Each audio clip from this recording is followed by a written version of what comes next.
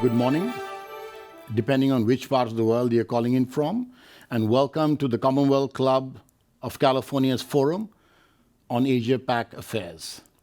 My name is Kalideep Chaudhary, and today the focus is on China, or more specifically on US-China affairs. There's an ancient saying in China, or perhaps it's a curse: may you live in interesting times. And from wars in the Middle East to regime changes in Latin America to conflicts in the Middle East, these seem to be very interesting times indeed. The world appears to be on fire. So what does China make of these events? How is it affected, given that some of the actors involved on the other side of this administration's actions are partners of China? How will these events delay, or could it even accelerate its rise to superpower status? And perhaps the most important question of all is how does it affect its relationship with the United States?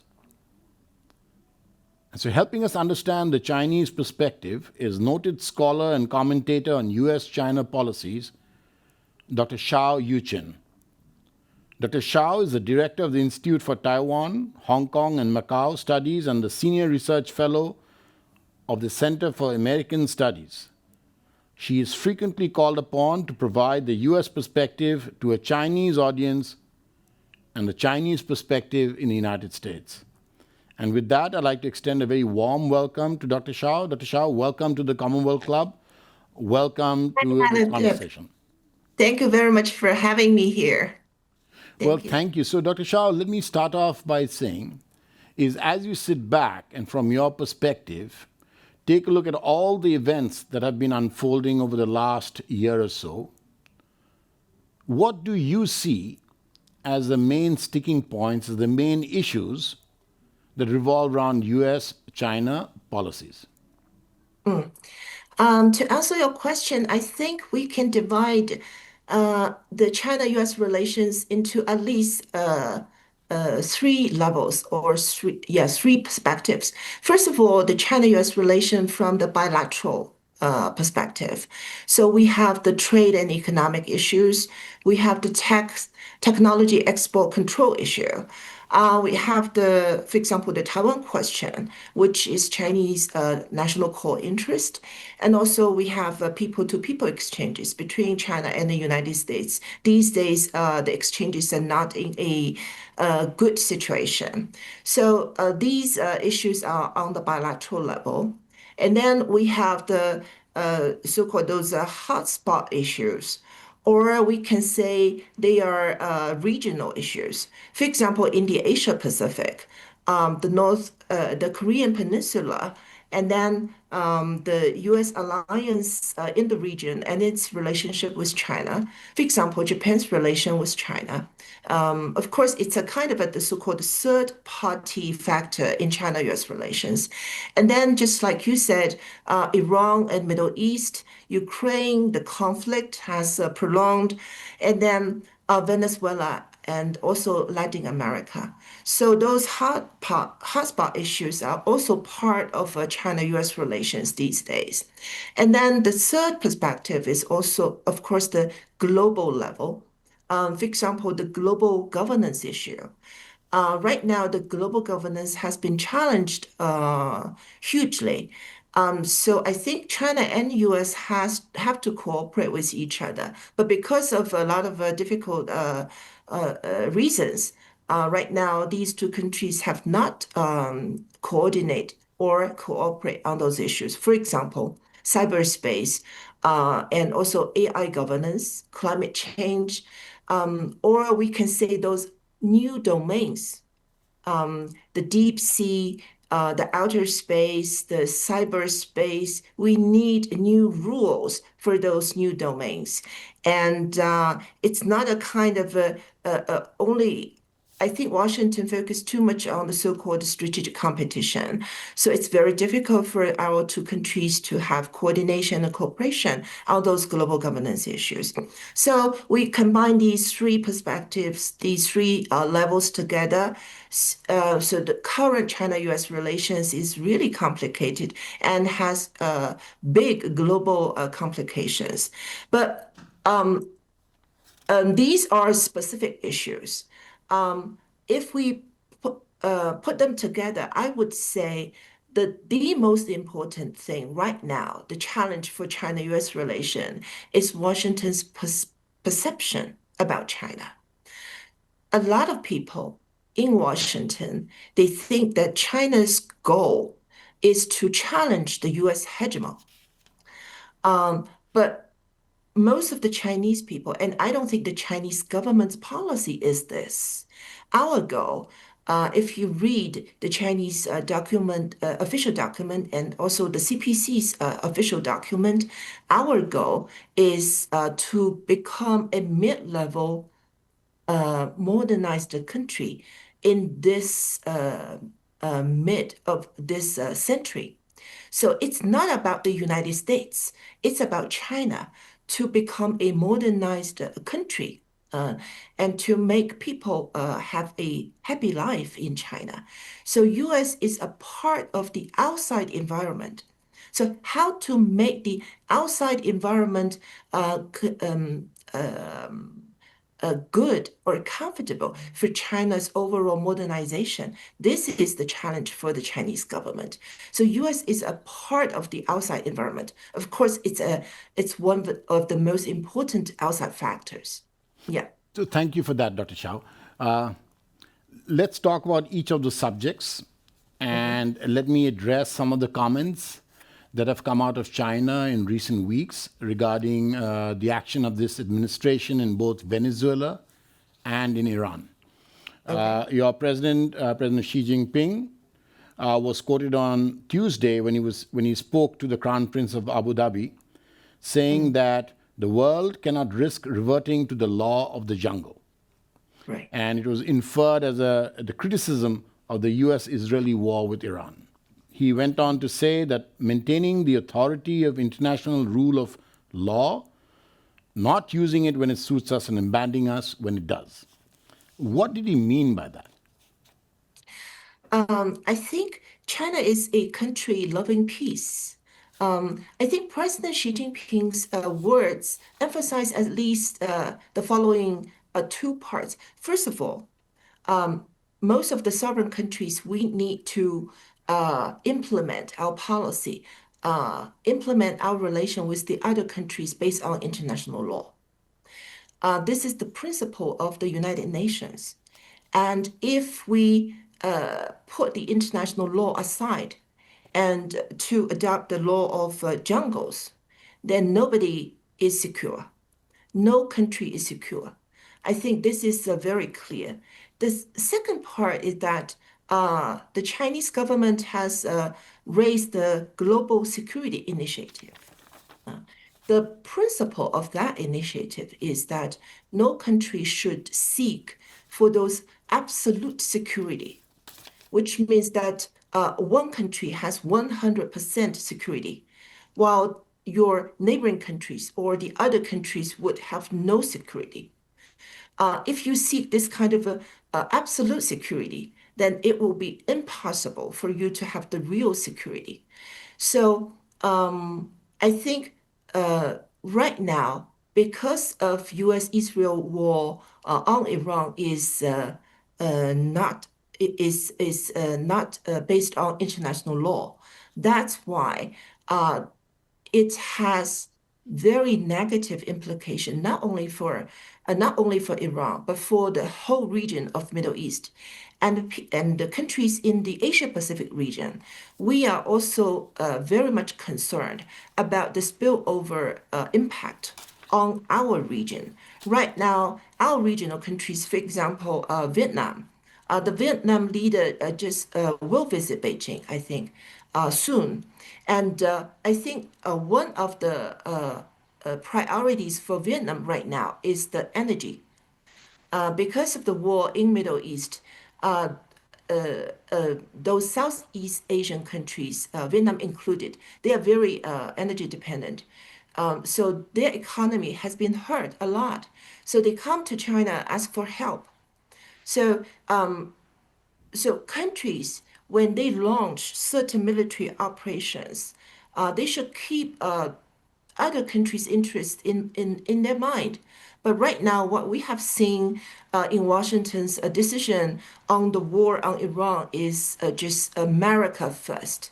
And it's not only not considering other countries' interests, but just put international law aside. That would hurt everybody, Washington included. Yeah. So let's examine that further, Dr. Shao, because tied in with this role, this conflict in the Middle East is also energy security. Right. Iran's crude exports account for 13% of China's total seaborne crude intake, and close to 40% of China's imported oil comes through the Strait of Hormuz. Yet, Beijing seemed to only be responsible to call for a ceasefire. Beijing hasn't really involved itself yet in the discussions in the Middle East. What do you think should the next steps be from China's perspective? I think from Chinese perspective, Beijing would try to support any peace dialogue that is in the interest of the finish or the result of the military conflict as soon as possible. Whoever wants to host the peace dialogue or the negotiation, I think Beijing would adopt a welcome position. And this is the first thing. The second is our energy interest has been hurt a lot because of the war. So China would try to be strengthen the position of the United Nations in the whole process, not only to end this military conflict as soon as possible, but also try to find or try to rebuild. I don't know whether this word is proper or not, but try to improve the energy framework or energy security framework for China, not only China, but also for other countries around the world. So I think this is what Beijing is going to do. Yeah. Thank you. Now, there are some, both here in the United States and elsewhere in the world, feel that China is genuinely uncomfortable with the US actions in Iran, especially when it started off with regime change and with the disruption to its energy supplies, but has chosen strategic caution. And it has chosen strategic caution because China, some people believe here that China's biggest priority is Taiwan. And maintaining stable relationships with the US, especially ahead of the Trump-Xi summit in Beijing. Is that what the reason for the deliberation is, for the caution is? And then after the summit will then decide how and what the next steps will be in moving forward? Personally, I don't agree with this kind of view. I can sense that there is certain rationale behind this view. I agree with that part because before President Trump's visit to Beijing, I don't think Beijing wants to see any kind of blow to China-US relations. But I think more important for Beijing's decision making, Beijing does not think that using a military means to stop a military conflict is the right way to do. So a lot of U.S. Commentators would say, of course, Beijing can send PLA ships to the region to protect the Chinese ships to go through the strait. Of course, the PLA can send more capabilities to the region. But overall, I don't think it's the Chinese culture, it's the Chinese strategic philosophy to use military means to solve a very complicated issue, geopolitical, geoeconomic issue. It's just not the Chinese way. So it's not only about Trump's visit to Beijing, or it's not just about the Taiwan question. No. But does China benefit from the United States focus on the Middle East? Does that Right. take away the focus from in the Indo-Pacific, which some argue is becoming China's sphere of interest? Right. To be very frank, I think the war in Iran these days has made Washington very difficult these days to refocus on the Asia Pacific region, right? Because before this Trump administration, actually in 2024, a lot of commentators in Washington, they were saying that if Trump had the second term, his administration would try to refocus to Asia Pacific because China is in the Asia Pacific. They want to so-called strengthen deterrence against China in this region. And the researchers in Shanghai, in Beijing, we focus a lot on this kind of a strategic shift, whether the Trump administration is able to do this or not.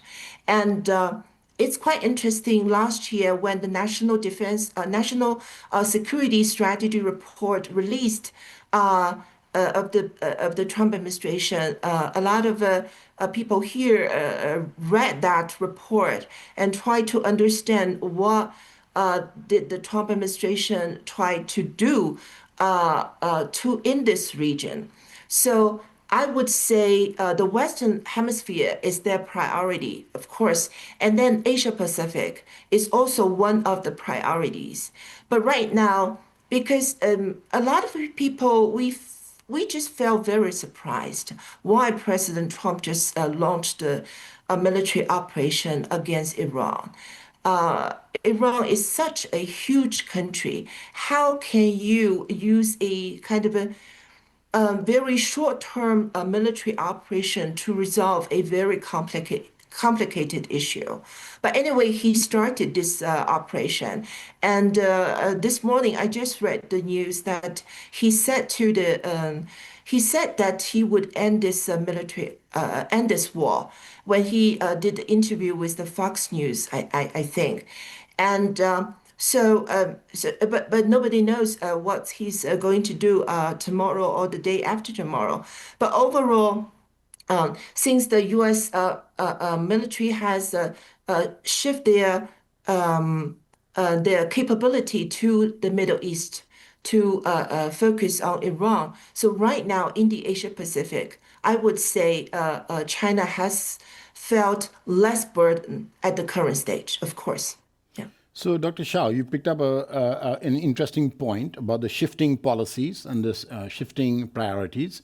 When this war in Iran first started, it was regime change, and now it is about the opening of the Straits of Hormuz. You followed different United States administrations before.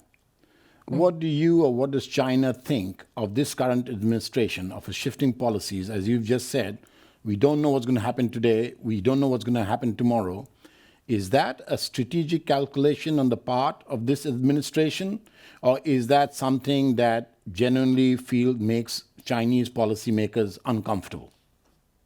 I think it's my personal thought that President Trump he thinks that this kind of a unpredictability is his leverage when he has certain negotiations or try to make deals with his counterparts around the world. I think it's his thinking, and but from a Chinese perspective, people like me, when we do research about the Trump administration's decision-making process, we often feel very confused because things change so rapidly. And the Trump administration has been impacted from a lot of outside groups, I would say, even those very conspiracy thinking people. So, but but I think regard on U.S. policy towards China, President Trump, of course, he is the person who made the decision. I think this is very important. So, from this perspective, the president's conversation, their meeting. I mean, President Xi Jinping meets with President Trump when they have phone call, when they have in-person meeting. Those things are really important because right now it's the most important force to push these bilateral relations to move forward. But if we talk about the working level communications and also the kind of a second track dialogue, because most of the researchers in Washington, they feel confused about the decision making in within the Trump administration. So when my colleagues talk with our interlocutors in Washington, those think tank researchers, because they are confused. So we also feel quite confused. But overall, I would say from January the 20th last year until now, I think the China-US relations has been quite stable. It has been beyond most people's expectation.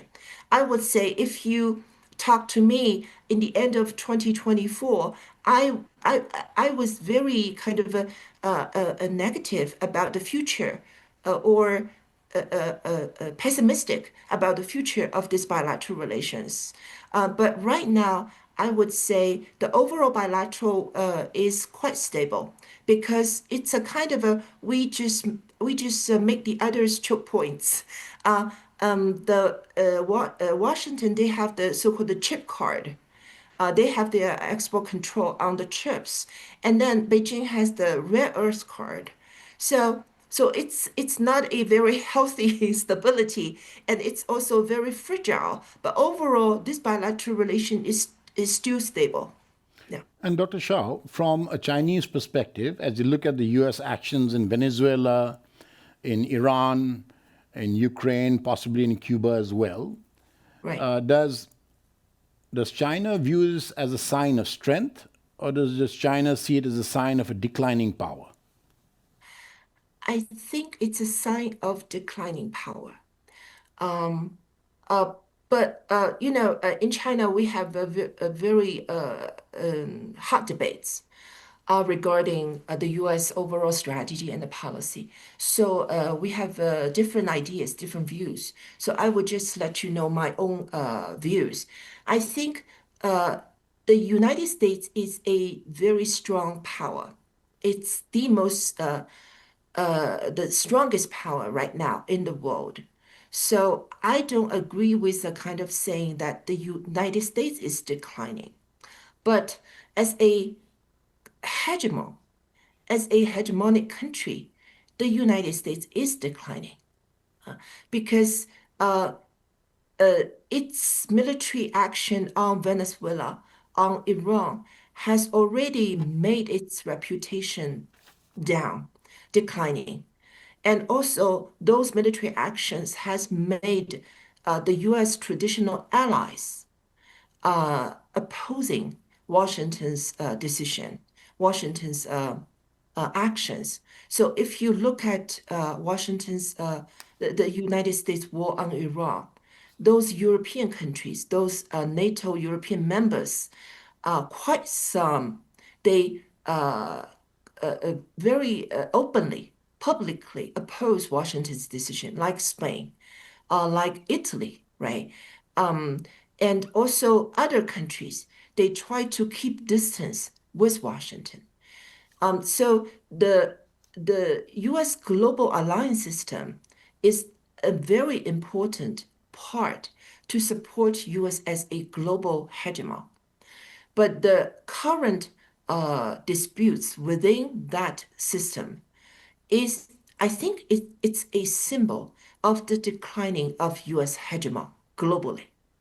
Dr. Shao, we've let's talk about the allies, response of the allies. There are Yeah. some intelligence sources here in the United States that have come out with news that's saying that despite not intervening militarily, the Chinese firms linked to the People's Liberation Army has marketed geospatial intelligence on US forces in the region. And there have been multiple Iranian ships that have carried rocket propellant precursors from China to Iran. Mm. Is there interest on the part of China to prolong the war and to hold the United States in Iran Mm. for depleting its rare earth materials, which is used for weapon supplies, for defocusing it from other parts of the world? Uh, Mm. is there interest on the part of China to see that? Okay, first of all, I need to clarify two things. The first thing is about the news that you mentioned, saying that the Chinese private company tried to use certain information to follow the US ships in the Middle East. But actually, it's the Chinese private company, they're using the pictures, those photos by those US think tanks or US companies, I think. This is the first thing. It's not the Chinese making those photos or making those pictures. Secondly, the U.S. News media reports that China is considering to send our military weapons, those things to support Iran to continue the war against the United States. I think it's a kind of tactic that the U.S. media always use. Several years ago, when the Ukraine-Russia conflict just started, several months later, one of the U.S. media also reported in this way that China was considering to send Russia certain military weapons or other things, elements, things like that. I would say it's a kind of a how, how do I say that? It's a kind of a way to frame China uh, into a certain image that China is trying to put U.S. in a difficult situation in order to challenge the U.S. hegemon. But the right thing, it's not our policy. It's just not the China's policy. And also, I would say these days, I agree with certain of the analysis you mentioned that if we keep the United States in Middle East as long as possible, then the U.S. It would be impossible for Washington to shift its focus from the Middle East to Asia Pacific, and it's good for China.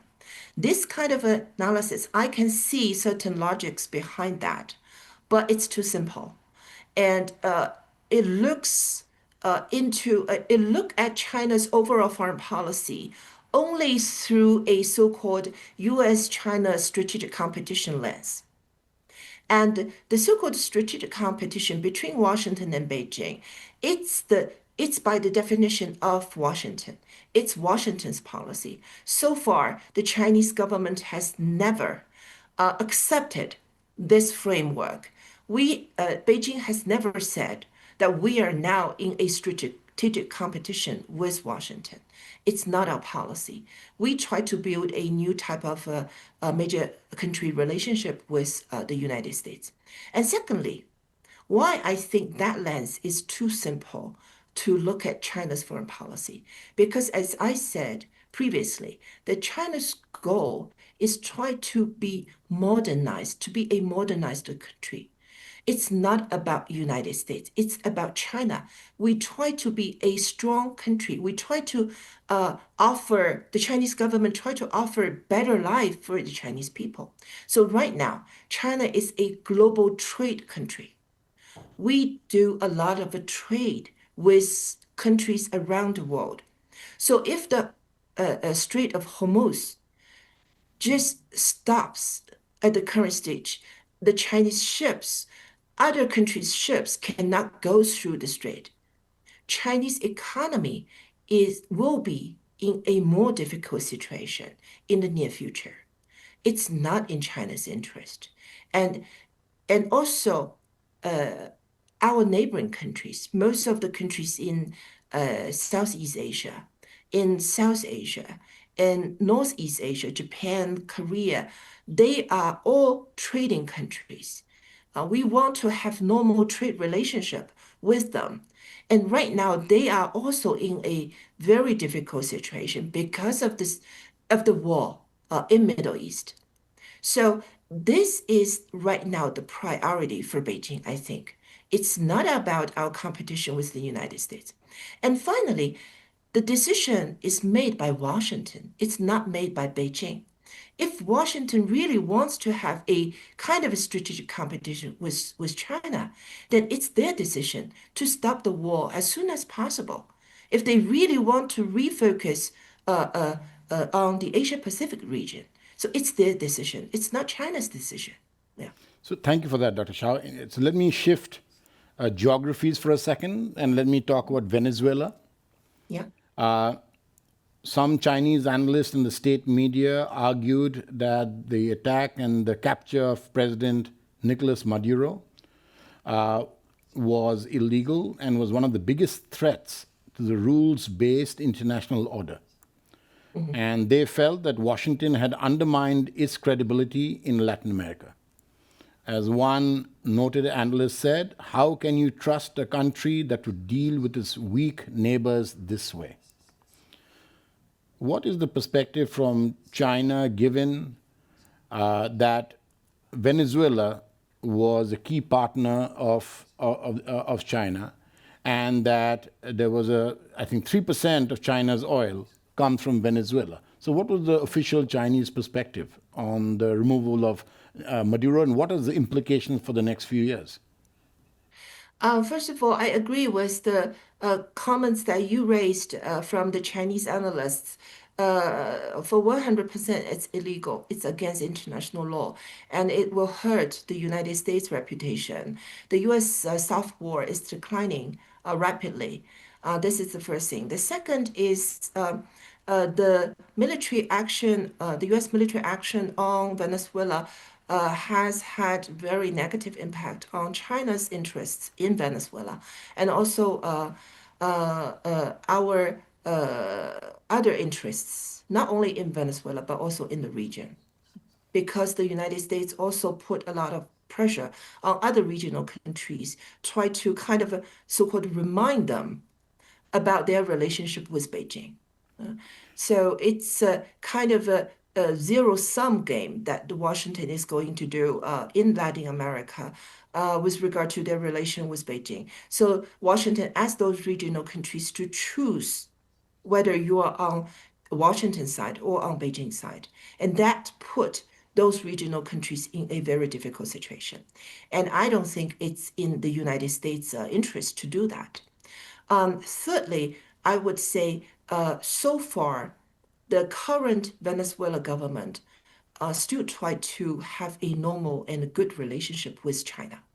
So I think China would try to keep a normal conversation, communication with the government in Venezuela, and no matter what its relationship with Washington is. So we try to have a normal country-to-country relationship with Venezuela. I think it's the current Beijing's position. Yeah. So, Dr. Shao, as you look around the world and you see the United States targeting Venezuela, and Venezuela is a key pillar behind China's global South strategy. You see the United States targeting Iran, which is a major partner, a trading partner of China. And you see the United States targeting Ukraine, which is and the strong relationships in Russia and China. Does the Chinese government feel targeted by all these different actions, or does it feel that these are independent of the U.S.-China relationships?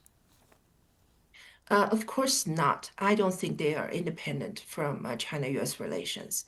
As I said previously, Washington's strategy towards China is so-called strategic competition. But of course, this Trump administration, Trump 2.0, so far has not talked about this strategic competition very much because President Trump, he himself wants to have a good relationship with China.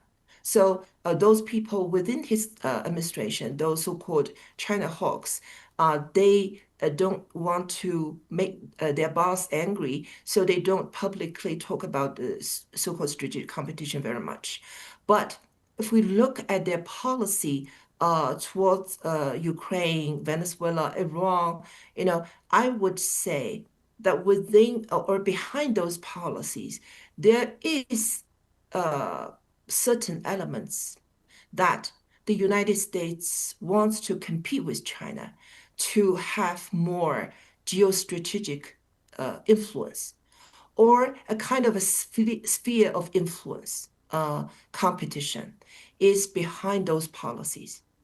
Um, I don't think Beijing feels that China is being targeted because China is a very big country and economically, militarily, politically, we are not Ukraine, we're not Iran, we're not Venezuela. I think Washington understands this. But Washington's policy right now I think it's very clear that the strategic competition is still deep in their mind.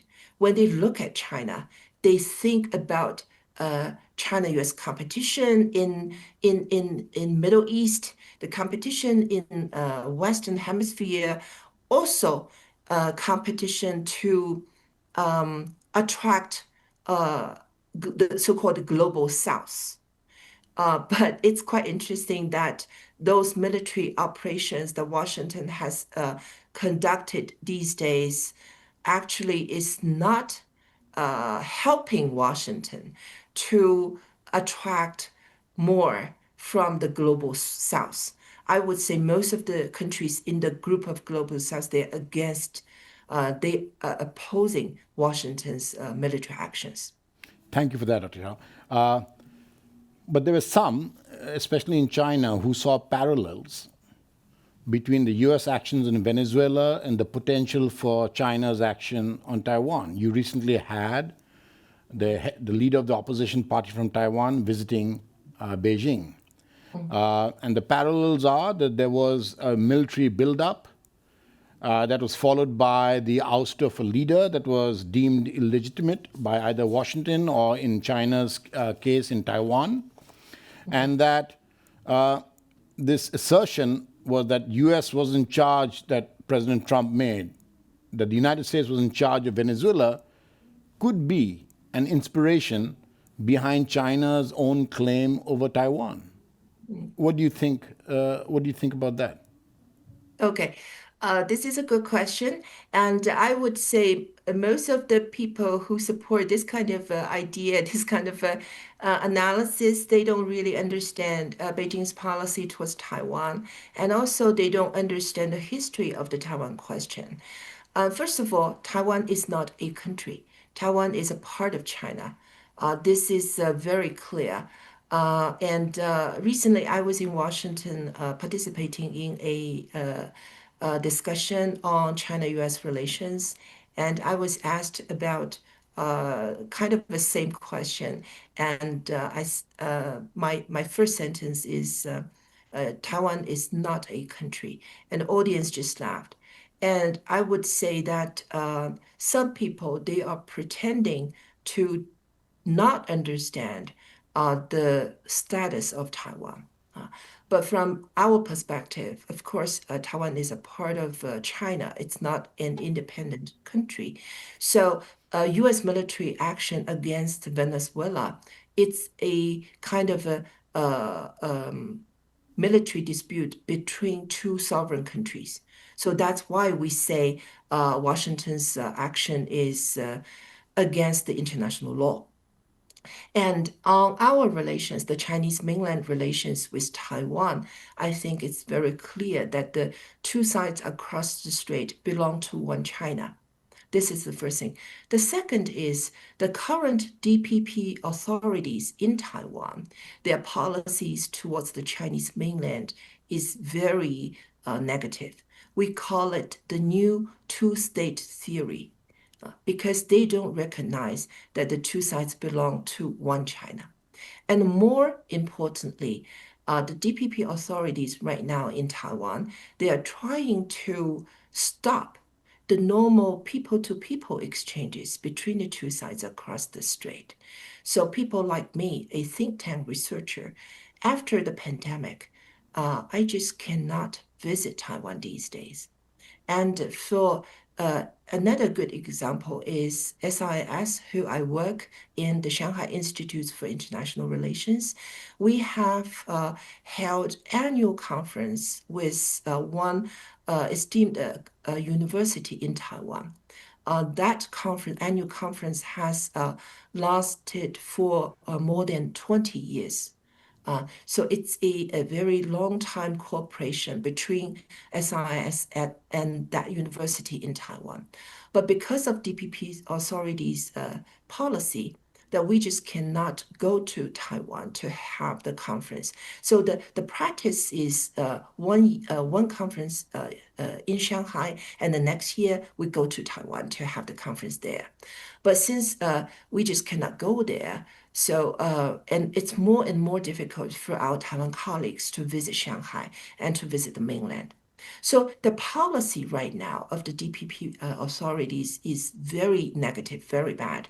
And so that's why Beijing has adopted a counter Taiwan independence policy, try to deter DPP authority and try to deter the so-called international interference, namely the U.S. policy, and also the Japanese government's recent policy towards the Taiwan question.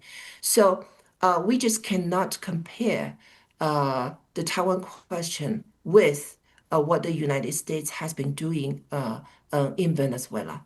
These are two totally different things. And yet, Dr. Shao, there are many in this country who see the Chinese actions against Japan. You had the Japanese prime minister who came out as very vocal against Chinese actions. Now they're carrying out the largest military exercise in that part of the world.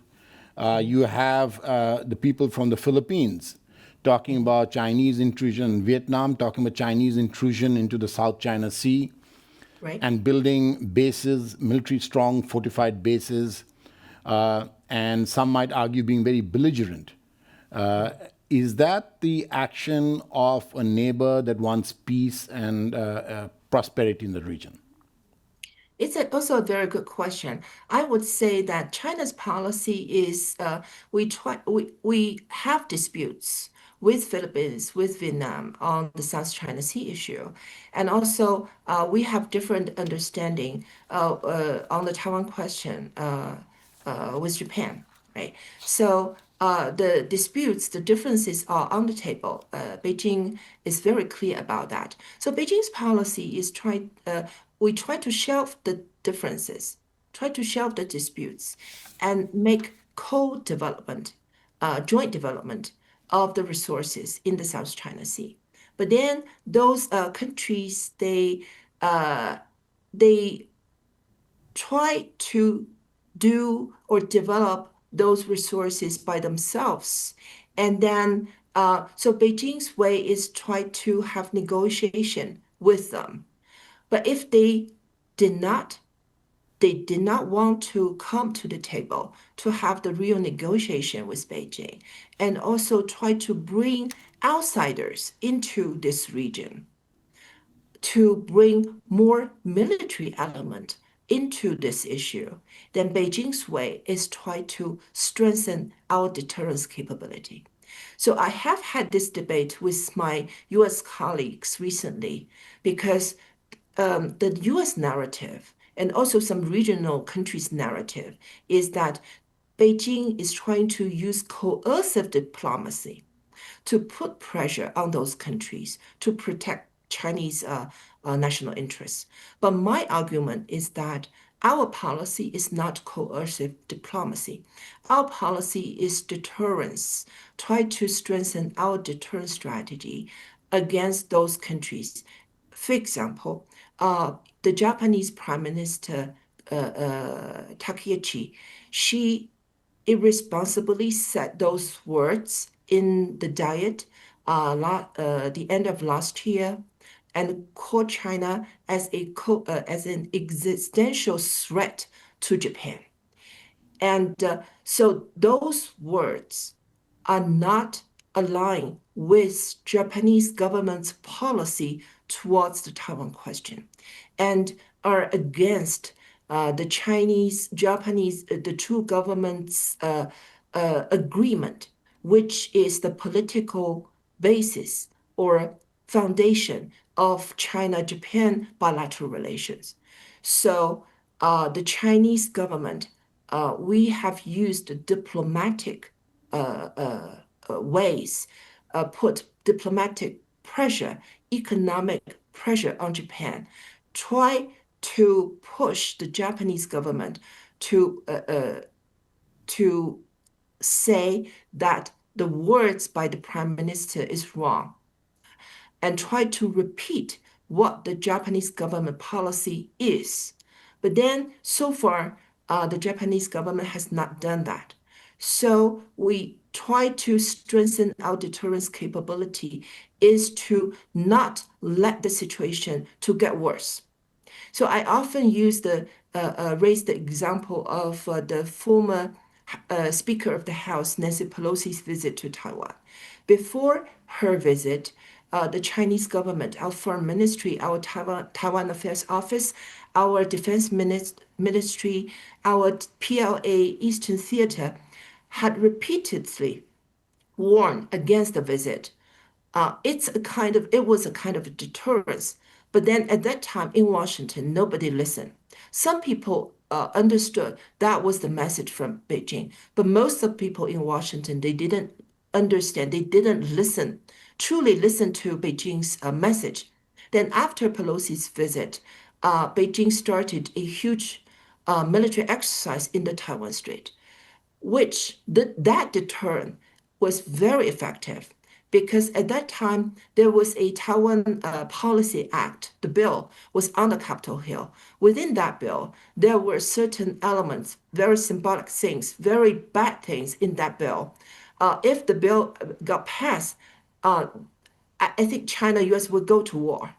But then because of the deterrence Beijing has made, the White House, the Biden administration, decided to talk to the Congress to put pressure on the Capitol Hill, and then those things inside that Taiwan Policy Act has been removed from that bill, and also the new House Speaker then, Speaker McCarthy, had kept a kind of a low profile when he met with then the Taiwan region leader Tsai Ing-wen when Tsai Ing-wen was in California.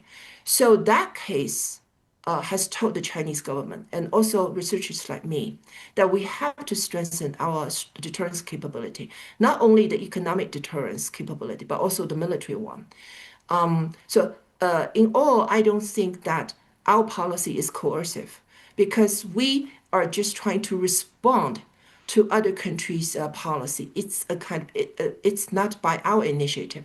Our policy is a response, and it's about deterrence. Thank you. Let's now shift subject for a little bit, talk about the alignment between China and Russia. China has established deep security ties with Russia, and with increased trade and supplies, war efforts in Ukraine. Its alignment is a major concern for Washington and its allies. What more could Beijing do to decrease the threat of war or the conflict in Europe, in Russia, Ukraine? First of all, I think Beijing's position on the war in Ukraine is very clear and has been very consistent. We are trying to be the peacemaker, not try to disrupt all those peace negotiations or peaceful efforts by either side, by by the Ukrainian side, by Russian side, and also by the European side. This is the first thing. The second, I would say, China's relation with Russia, it's a very important bilateral relation for Beijing. And also, I think from Europeans' perspective, I hope the European colleagues can be more rational because I can understand the sentiment in Europe. I can understand that my European colleagues, they have become very emotional when they talk about Ukraine and when they talk about China's relation with Russia. But gradually, I would say from last year to this year, I have sensed the change uh, uh, from those European colleagues. I think they have become more uh, less emotional and they understand more about China's position and our policy. And also, why I would say that China is a peacemaker, because if you read those reports from the US media, European media, for the past several years, every day, almost every day, you can find news report about the kind of a military threat in the Taiwan Strait. In the Asia Pacific, China is going to launch a war against Philippines, against other countries, Japan, all those things. But right now, what's happening in Asia Pacific? So far, this region is peaceful. It's still stable. But if you look at Middle East, it's in a turmoil. It's the war happening there. And also Ukraine. Ukraine is still in the war.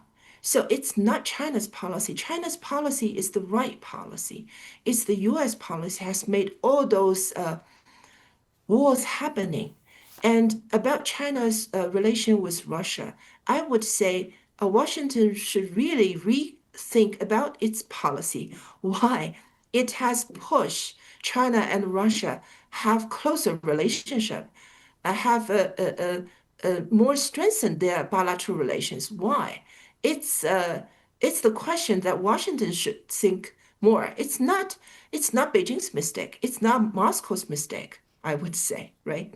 So I have a few minutes left, and I wanted to address a very important topic because we started off by talking about bilateral relationships. Yeah.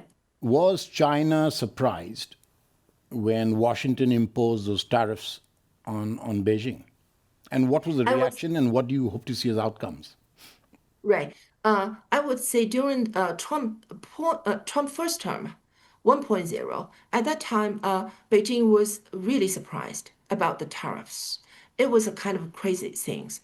But last year, uh, April the 2nd, the so-called reciprocal tariff, the global reciprocal tariff, at that time, Beijing was not surprised because during the presidential election in 2024, most of the researchers, I guess the government officials included, at that time, the analysis was that Trump was going to win the war. And then, quite early, I would say, in 2024, the researchers in Beijing, in Shanghai, and other cities in China, we were starting to prepare for the policy recommendations for our government, how to deal with the tariff war launched by the Trump administration. So what we have seen last year is Beijing has been fully prepared to fight back, I would say, of Trump's tariff war. So and the policy has been very effective, and and that has forced Washington to come back to the negotiation table. So the two sides they talk with each other. Uh, Beijing and Washington talk with each other in various European cities, right? And also currently they are also communicating with each other. The recent round was in Paris. So I would say Beijing was prepared, fully prepared. And in our tools kit, there are many tools, policy tools. So, so I hope that Washington can understand that tariff is not a very effective policy tool when they try to deal with Beijing with regard on those trade issues. Yeah. Thank you. We have a few minutes left. I'd like to end with the diplomatic trajectory. There are many, especially in this country, who feel that the relationship between China and the United States is one of deep structural competition with areas of select cooperation. And that while they may have very strong economic interdependence, but they have diverging strategic interest across nearly every major domain. The recent summit between Washington and Beijing was postponed. I'm not too sure when the next date will be announced, but when it will be announced, what does Beijing hope to gain from that summit between Xi Jinping and Donald Trump? Yeah, President Trump, he himself said that the next summit would happen in May 14th, 15th. Hopefully that would not be delayed again. But since I would say from Beijing's perspective, Beijing really wants to have a comprehensive dialogue or negotiation with Washington on various issues in our bilateral relations and also in the regional and the global field, which is in both our two countries' interests and also in the interests of the countries around the world. So Beijing has to talk to Washington. But the challenge right now for Beijing is President Trump, he himself is very distracted. He is busy with the situation in Iran, with domestic politics, with a lot of things. So he cannot focus very much on the bilateral relation with China. Though he has very high expectation of his summit and also of the future of the bilateral relations with China, which is quite good, I think. But on the working level, I don't think the two sides have a very comprehensive dialogue on those structural challenges for these bilateral relations. So for the coming summit, I would say Beijing would, of course, focus on the trade, the tariff thing. We hope that Washington can change its mind and remove those tariffs and also those so-called fentanyl tariff, right? And secondly, about those tech control, export control thing. Recently, I was in Washington. I can sense that those people in Washington, they are changing their mind because the tech export control so far, the policy has failed. China, we have got a lot of technology development recently, if you follow the news closely. So the tech export control, it just cannot help Washington to keep the so-called the leverage or advance with China. This is the second issue. The third, of course, the Taiwan question. I think the Chinese President Xi Jinping would talk to President Trump about our position on Taiwan, and Taiwan is a part of China.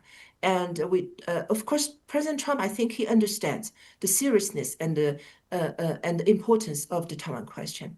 And then I hope that the two sides can also talk about Chinese investment to the United States. Of course, it's a very complicated issue, but if the summit after the summit that the two sides can have a broad framework and the two working teams can continue to talk about that issue, I think that would be very good. So, but overall, the summit is a short one, and there are so many issues for this bilateral. And of course, if the situation continues to be the same in Middle East, of course, the Middle East situation will be one of the topics for the two presidents in Beijing. Yeah, and also Ukraine and also Venezuela. I think these are the issues that the two presidents are going to talk with each other. Yeah. And with that, we've come to the end of this conversation. And I would like to thank Dr. Shao Yuqin for thoughts on this matter. There are lots of subjects to cover. We could only get to some of them, but it was a wonderful conversation. Thank you again, and thank you for the audience for tuning in. Thank you very much. Thank you again.